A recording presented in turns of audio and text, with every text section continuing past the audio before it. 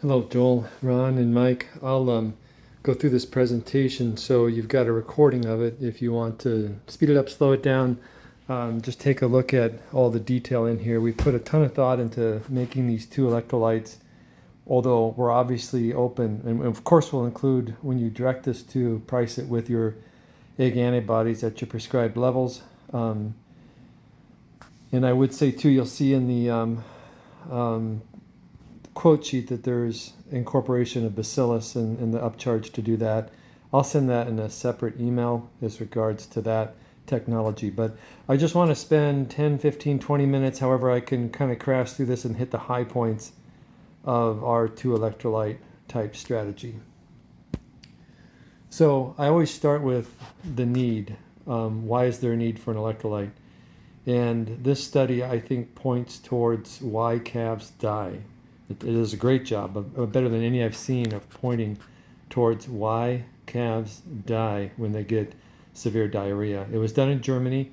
I've never met this Dr. Treves, although I have read a lot of the other gentlemen's on here. Research Peter Constable, he was at Purdue and was a real leader.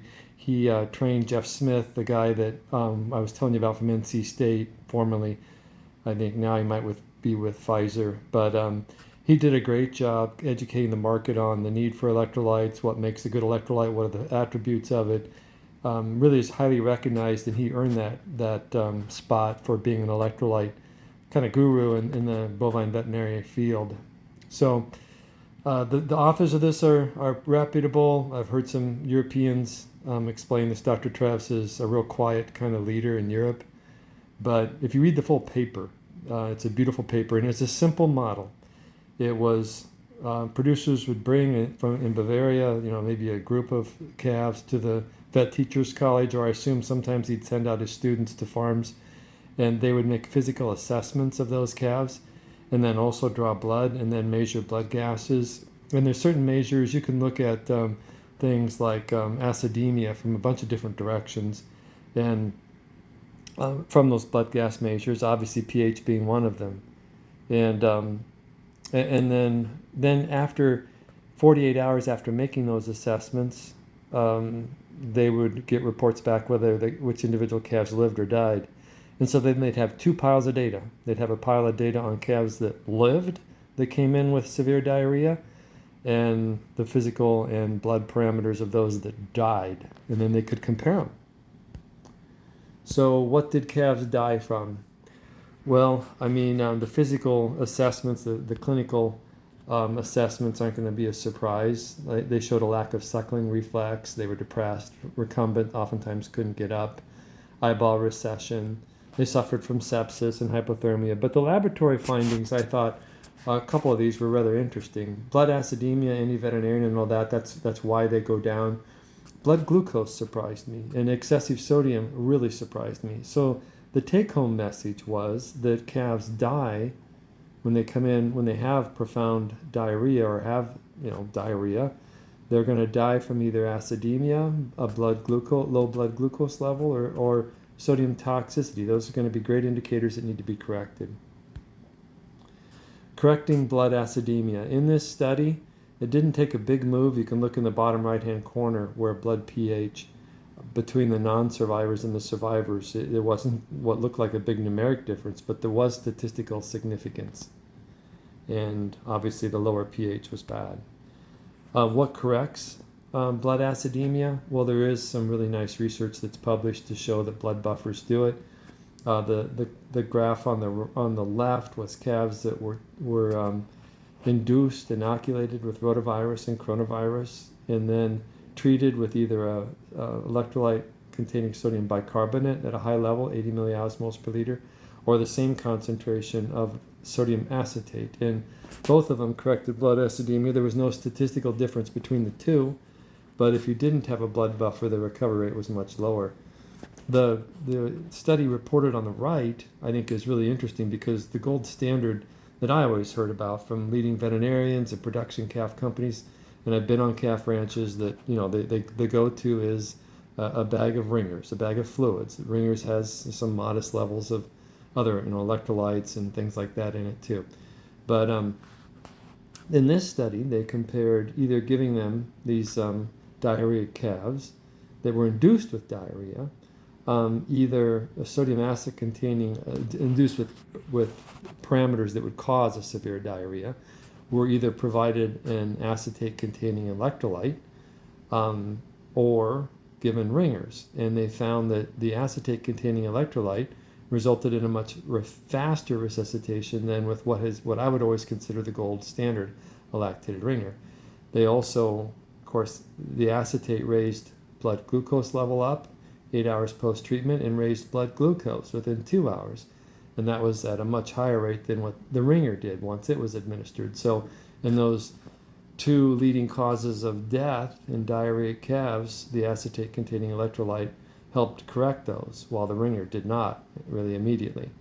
Plasma volume now was greater because you're just injecting those fluids straight into the bloodstream versus having to get absorbed, but it improved almost as rapidly with the acetate containing electrolyte versus the IV fluids.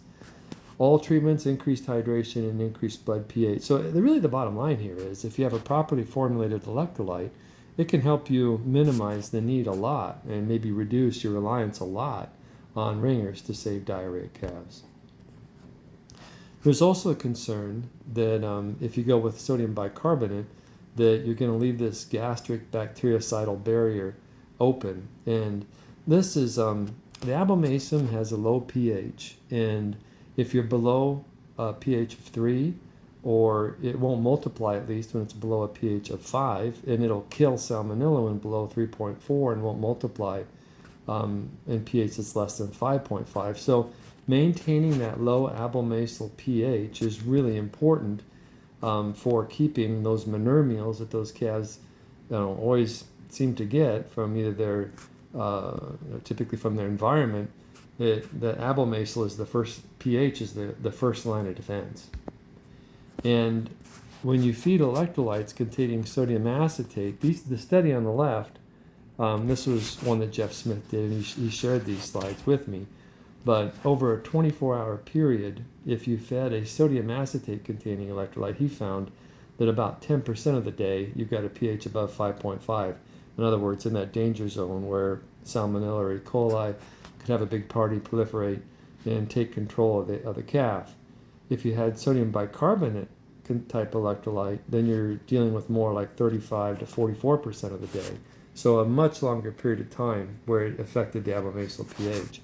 Milk replacer, of course, will even do that, but that's just at 20%. So the whole idea was if you could feed a sodium acetate containing electrolyte, you're not going to have as much of the door being left wide open for nearly as long for these nasty pathogens to set up shop and proliferate. These are some really heavy slides. It's basically showing the same thing, only in this study they did the same thing. They compared sodium acetate containing electrolyte with and without milk replacer, or or a bicarb-based electrolyte with or without milk replacer, and then showed the period or area under the curve, you call it, where the abomasal pH was left up high.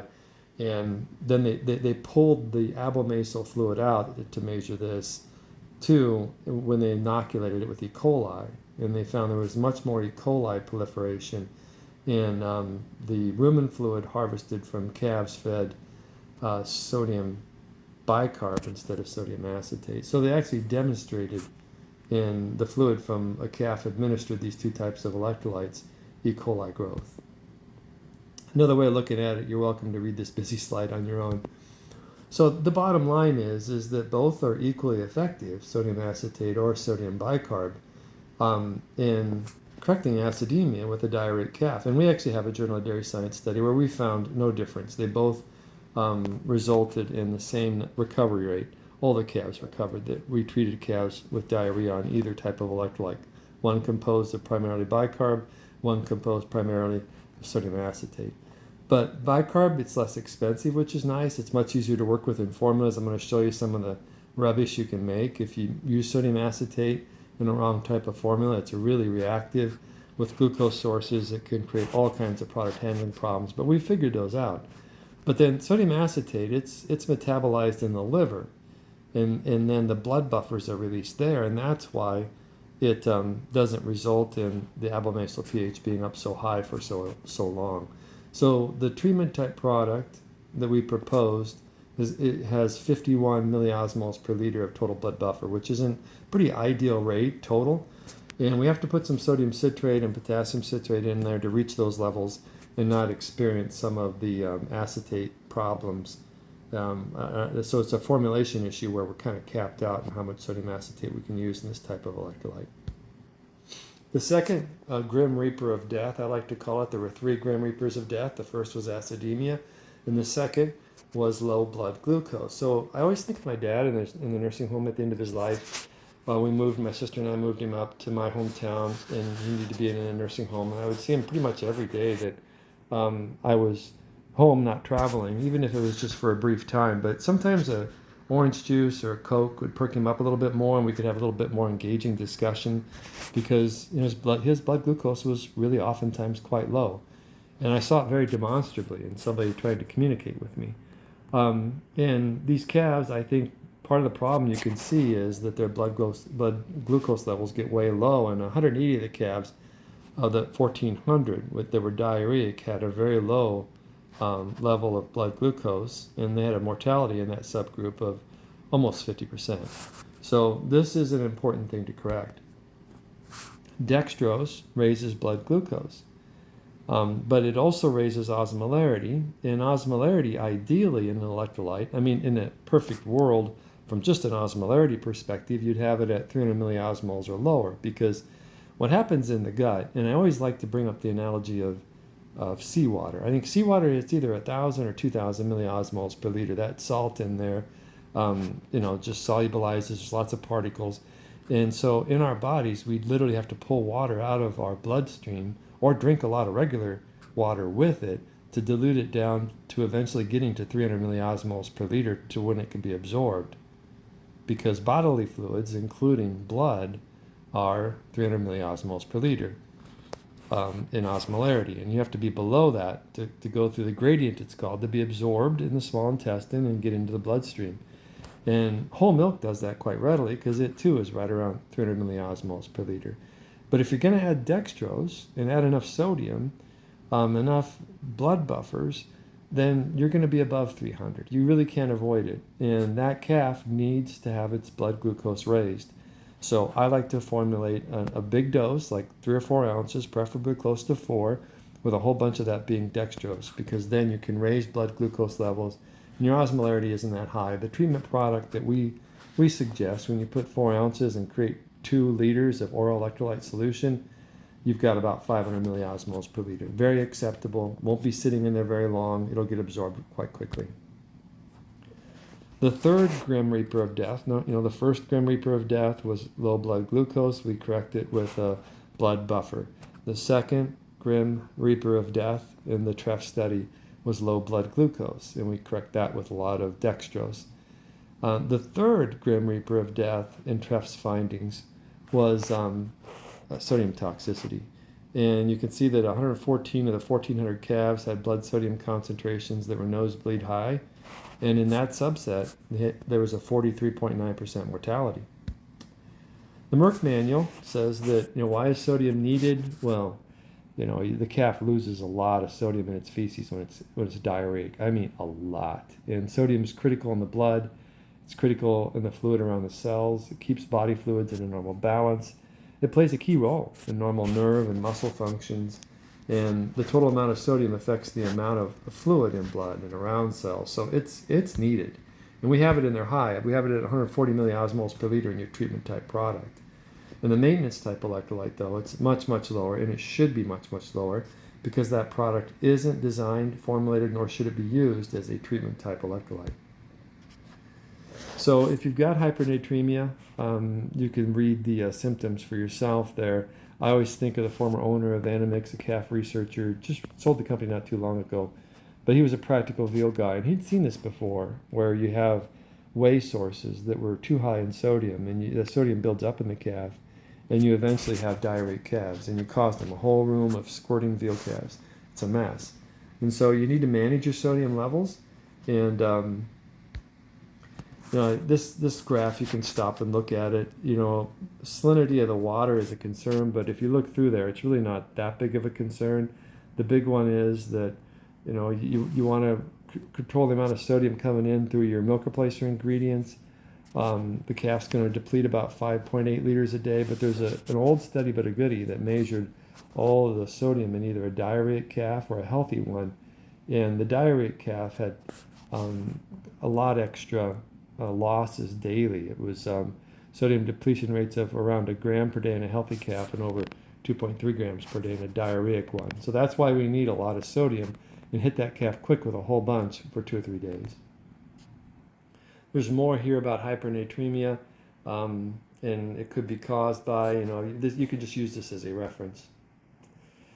So the treatment type products, we really recommend to go with either 1 or 2 doses a day. I would go with 2, and I would do it for 2 or 3 days. If the calf's diarrhea is resolved by treating it for 1 day, and that can frequently happen, then stop. If it's resolved after the 2nd day, then stop. If it hasn't resolved after the 3rd day of treatment, in other words, 6 4-ounce treatments, then stop. And you need to stop because you could build up so much sodium in there. You need to move to ringers. You need to hit them with some more advanced level antibiotics and work with a veterinarian. You need to always offer plain water. Ideally at the calf's body temperature or slightly higher. And maybe in the summertime you can go with cold water. But I like to offer electrolytes at body temperature. In the summer, maybe you could argue certainly the midday bottle to a maintenance type electrolyte. I don't feel that way. It could be cold water. But a sick calf really needs to have a warm bottle of electrolytes. I always keep offering the calf nutrition. A lot of people think, and they may be right, that you should cut the meal in half if you've got calf. I wouldn't tube the milk, but I would offer as much milk as they would drink. They need the nutrition, and yet still give them the electrolytes, a couple hours later, and do that twice a day, and also offer plain water. Keep the fluids coming at them. Keep offering them nutrition. Some people will tube the treatment type electrolytes that aren't consumed voluntarily.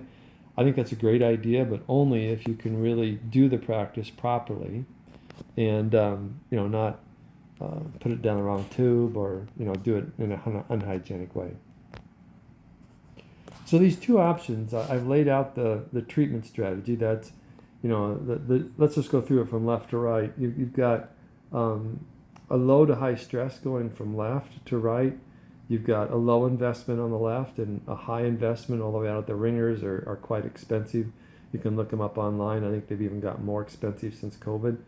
But the treatment type product, we're going to show an economic slide next, so I won't belabor that. But the preventative strategy should be fed as during maybe just modest scour periods, or the midday bottle all the way through maybe spring, summer, and fall. Or just even keep the calves hydrated in the winter, maybe a midday bottle of warm electrolytes just to get them to drink more.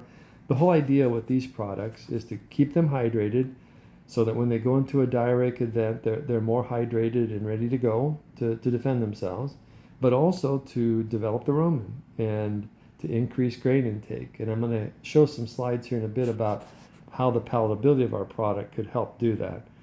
The treatment type products are for more stressed calves. Once a calf's starting to be a slow drinker, you might want to start or commence with the treatment type electrolyte at that juncture. And certainly if they're moderate or severe scours, definitely should hit those calves and start the 2-day regimen, twice-a-day regimen of 4 ounces twice a day, and do the 1, 2, or 3-day regimen. But a severe dehydrating calves, after 3 days, and maybe give ringers if the farm's protocol is to introduce lactated ringers under the skin or IV fluids. I wouldn't stop or change that because that's a powerful tool.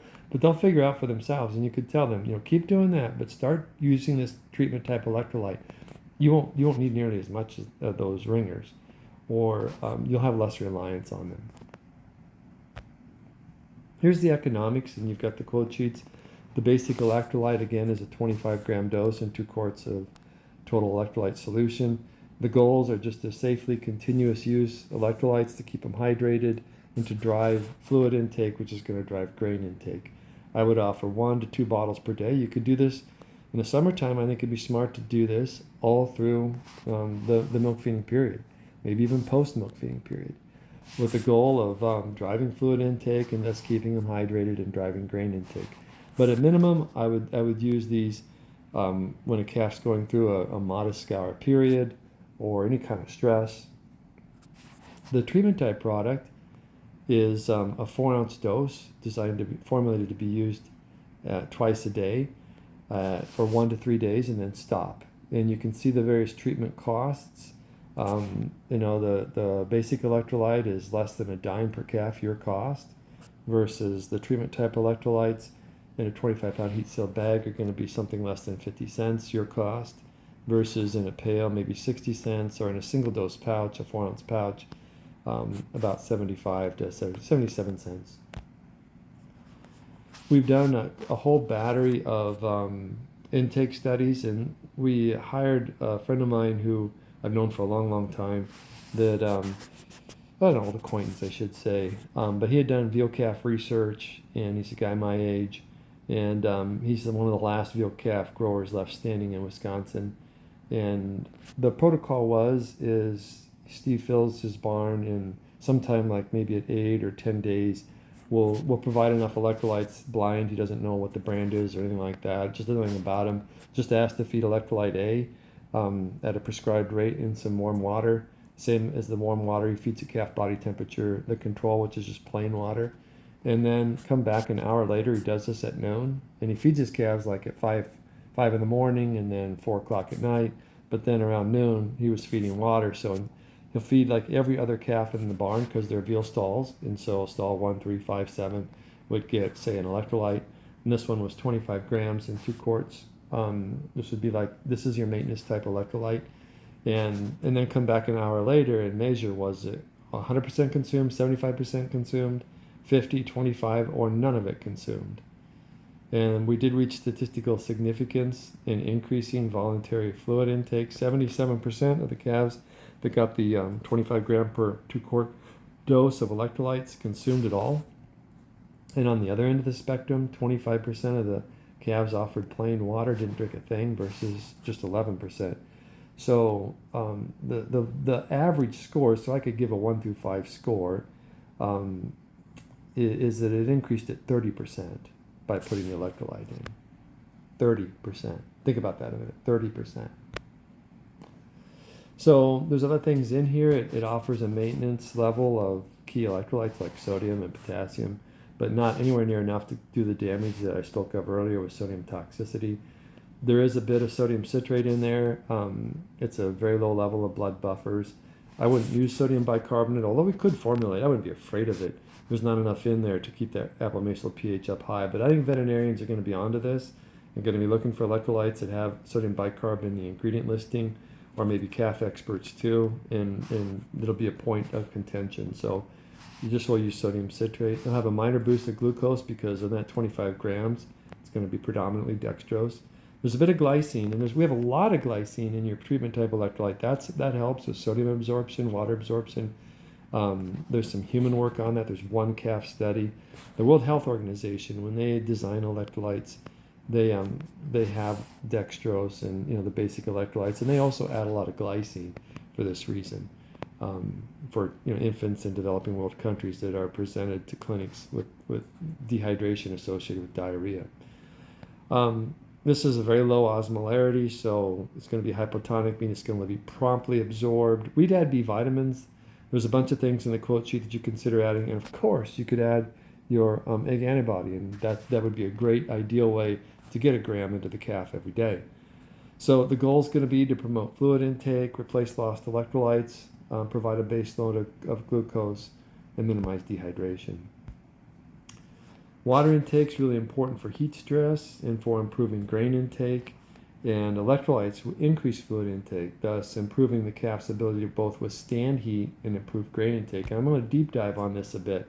Our research partner, where we do all our research, and a customer of ours, they're a milk replacer maker in Ontario, in Canada.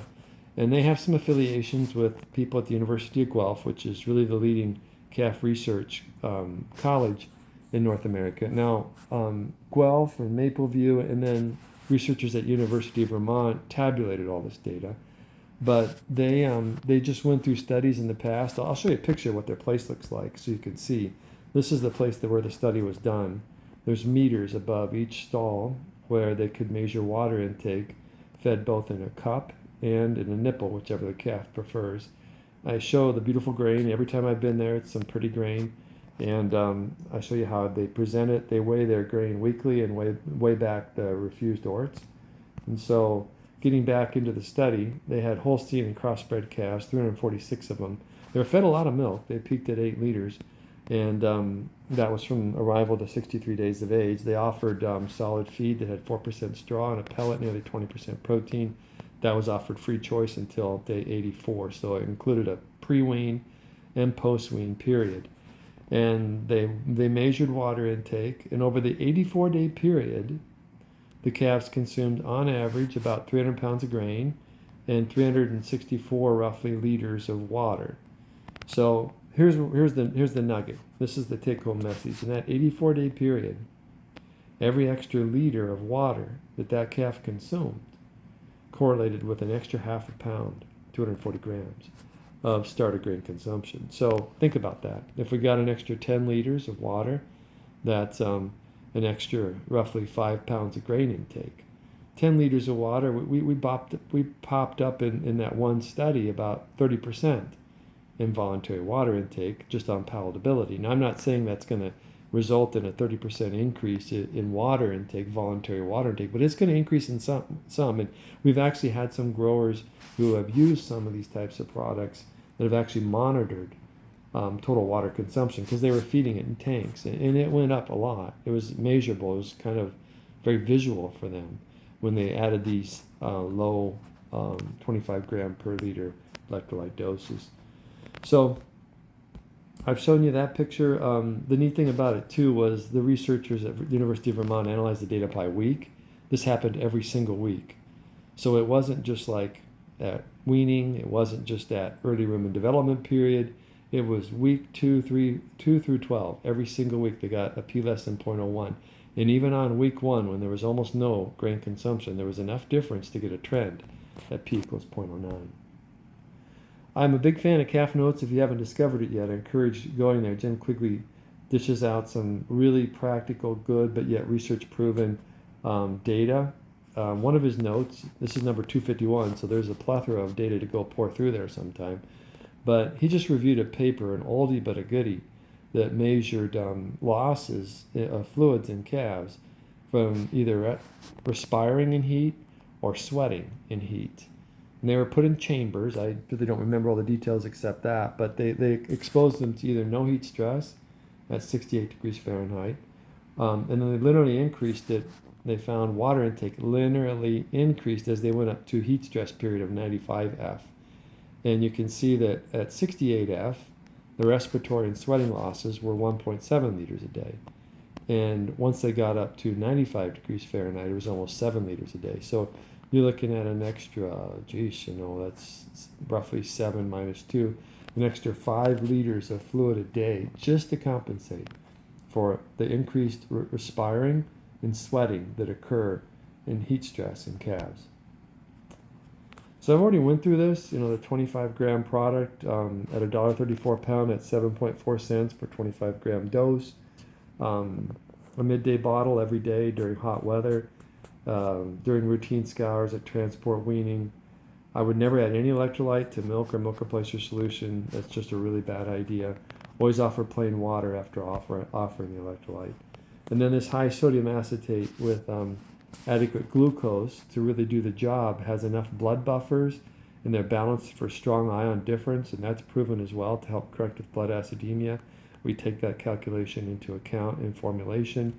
There's enough dextrose and sugars in there to really raise blood glucose levels, and we have a Journal of Dairy Science paper measuring that with an electrolyte very much like the one we proposed to you. We like one that is modestly what they call hypertonic.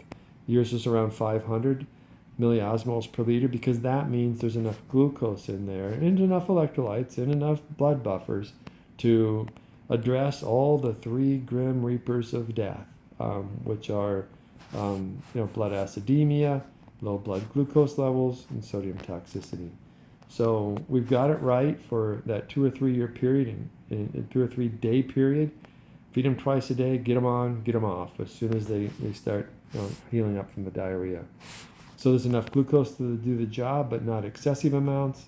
High concentrations of glycine to help with glucose and sodium uptake, water uptake. This is the data on adding the bacillus. It is published work. It really did make a positive impact on the calf, and I would add it. So we've added enough glucose in here to do the job, and I'm getting way windy. Oh, we also did a palatability study on the high sodium acetate electrolytes with adequate glucose, the scour treatment type product. You can see that the 2 studies, one was done by our research partners at Mapleview Agra, and had a almost more than double voluntary intake of a similar electrolyte to your treatment type electrolyte versus plain water. And then we did a palatability study again with this veal grower, just a simple midday, feed the 4 ounces, compare it to in 2 quarts of water versus plain water. And in that case too, we doubled the electrolyte consumed. These are actually with some sick calves that at that guy's veal barn. This shows you what electrolytes can look like if you use sodium acetate, and you don't want to go there. We've made as much as a half a truckload of the rubbish that was on the right, and you don't want to try to make these on your own. If you're going to use sodium acetate, it's a very sharp learning curve. You're going to be taking back a lot of electrolytes until you figure it out. We have a hot box. We've went through just dozens and dozens of formulas. It's the co-ingredients. It's how we package them, how we blend them, how the environment, everything. But big part of its formulation, you have to know what you're doing, and we figured it all out. You will not have, I repeat, you will not have these types of problems with anything that goes through, as long as you, well, we won't make formulas that will do this. So there's the conclusions. It's there's a preventative strategy, and we suggest that 2 electrolyte strategy program. Start them off on that. Have them use those products every day. They're inexpensive. They'll keep the calves hydrated. They'll get them on feed better. They'll have them better hydrated, so when they go into a diarrheic event, they're more prepared to use their body systems to fight it off. But don't be afraid to use the scour treatment type product. You should when calves start going off feed. They have moderate to severe diarrhea. Hit them twice a day with 4 ounces twice a day. Your egg antibodies will help in that treatment type product or in the preventative type product. And that's the electrolyte story.